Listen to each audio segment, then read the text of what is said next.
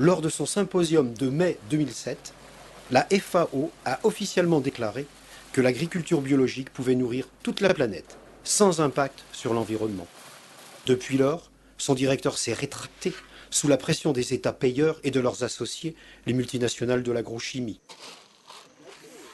Il reste que nous avons prouvé qu'une agroécologie bien gérée en Inde, par exemple, peut nourrir 20 personnes par hectare et par an avec un régime strictement végétarien.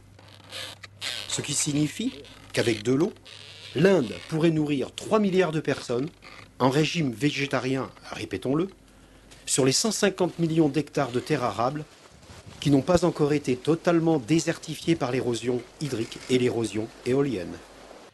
Pour preuve, des inscriptions datant du 9e et du 12e siècle sur des temples de l'Inde du Sud mettent en valeur des rendements de 12 à 18 tonnes de riz par hectare.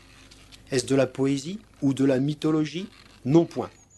Les rapports officiels de l'administration britannique en Inde mettent en valeur des productivités moyennes dans 130 villages de la région de Madras de plus de 8 tonnes de riz par hectare, alors que dans de nombreux villages, cette production dépassait même les 10 tonnes.